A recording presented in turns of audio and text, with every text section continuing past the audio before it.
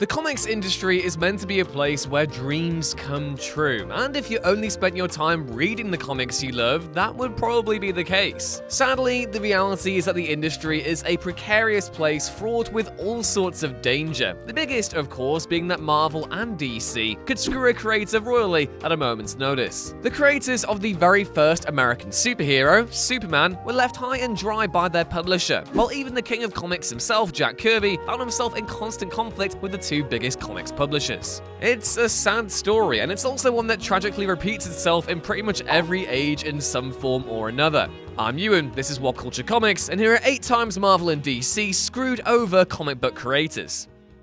Number 8. It took decades for DC to recognize Batman's actual creator. For 75 years, if you read, watched, or experienced any kind of Batman-related media, you'd probably encounter the familiar opening credits of Batman created by Bob Kane. For decades, Kane was recognized as the sole creator of DC's most successful comic book character. To the general public, he was the man who created the Caped Crusader, his costume, his personality, his world, everything. And yet, for those who actually worked on Detective Comics number 27 and the very first Batman issues, they all knew that Kane wasn't a pivotal force in the character's creation. The real hero for Batman's creation was a man called Bill Finger. Finger created Batman's secret identity, the iconic grey and black costume, and pretty much every iconic foundation that allowed Batman to become such a towering figure in modern mythology. Kane spent his entire life reaping the benefits of DC's ignorance, having signed a clause that recognized him as the character's sole creator, and only recognized his old collaborator after his death in 1974.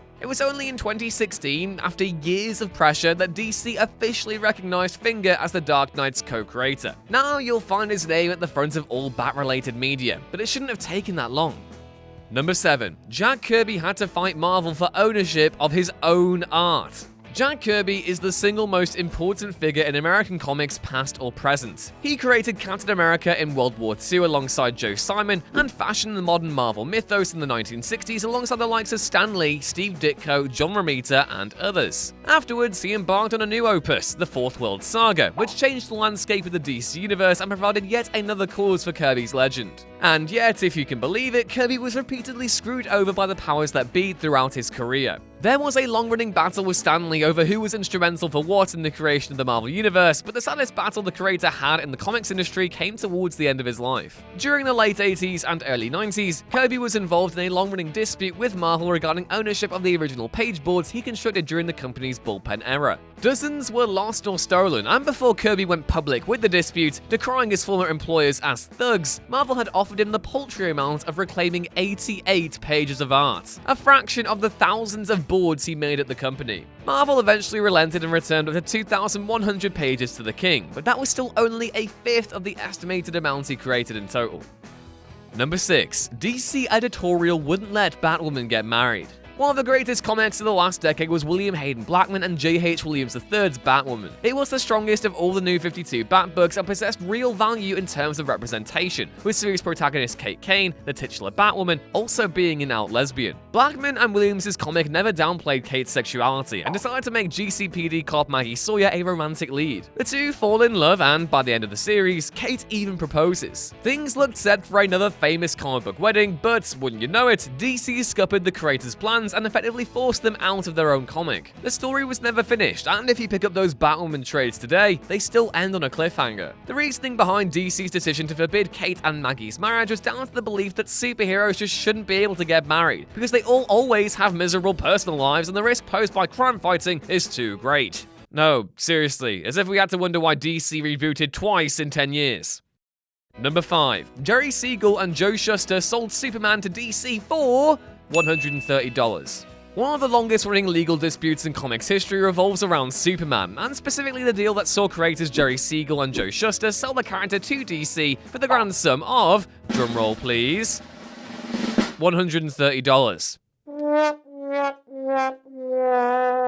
The estates of both creators have filed repeated suits against the publisher, meaning the Man of Steel has one of the most complicated legal histories in the business. Adjusted for inflation, the sum DC gave Shuster and Siegel for Superman was just over $2,000, but that's still a paltry amount compared to the hundreds of millions the character has generated in revenue since. They were both still well paid by DC during this time, but the sale of Superman typifies the unfairness of the industry's work-for-hire policies. Both Siegel and Shuster encountered financial hardship in their later years, and repeatedly tried to claim the rights to Superman back, only for their names to be dropped from all Superman comics until the release of the Richard Donner movie in 1978. Warner Brothers eventually relented and gave both creators an annual pension, but neither should have had to face the kind of troubles they did later in life.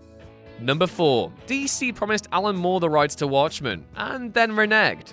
It's absolutely horrid the way the industry treated Alan Moore. Creators and readers love to vilify him as a bitter old figure who just doesn't get comics anymore, and that couldn't be any more disrespectful. Alan Moore is a legend of the comics medium and a talent creators all owe a debt of gratitude towards. He redefined the way we look at superheroes and contributed countless seminal offerings to DC and other publishers, including Swamp Thing, Watchmen, and From Hell, among others. As for the way the writer has been mistreated, Moore's troubles with the industry all go back to Watchmen. His opus was originally meant to star the Charlton Comics characters DC had acquired a year earlier, but when the publisher decided that they planned to use those heroes elsewhere, Moore and Gibbons were forced to create their own. And they did. The heroes of Watchmen were created, and Moore and Dave Gibbons signed a clause with DC that the rights would return to both authors were the publisher to stop printing comics about those characters, which was the assumption at the time. Comics weren't typically printed in collections, and Moore had expected to regain control within a few years, only for Watchmen to become a huge hit and for him to never get ownership of the characters ever again.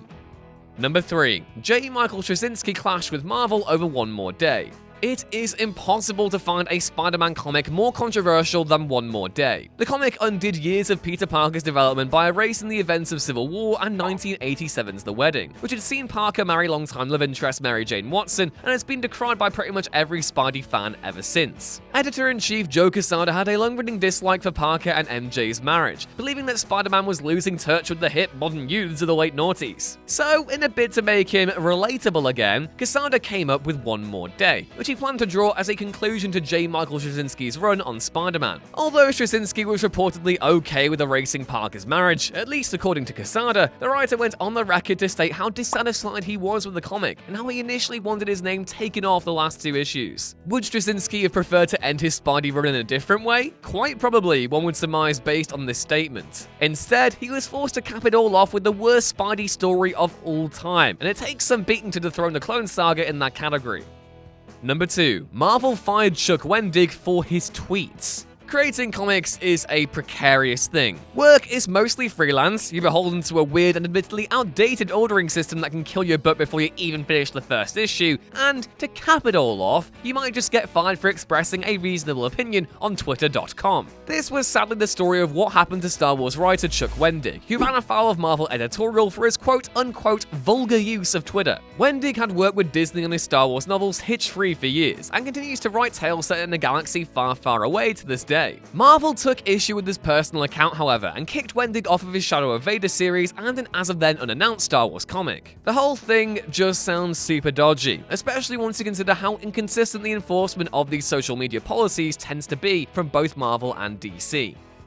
And number 1, poorly compensating creators for inspiring their biggest movie franchise.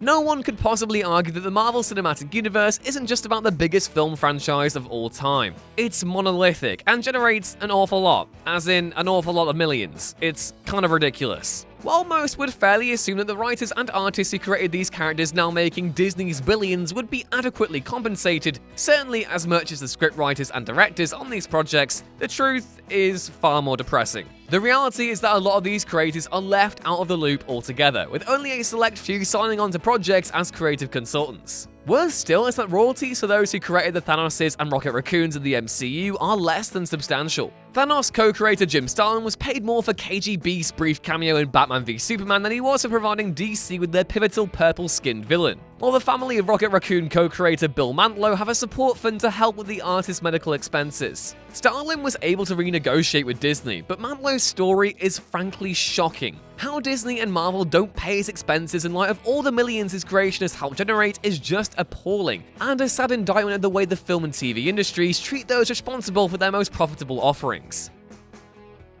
And that was our list. Please be sure to like the video and hit the notification bell so you never miss another video going forward. You can find more lists like this at whatculture.com, more of me on Twitter at @URunesThings, and the comics written by these creative figures within the walls of your local comic book store. Until next time though, bye!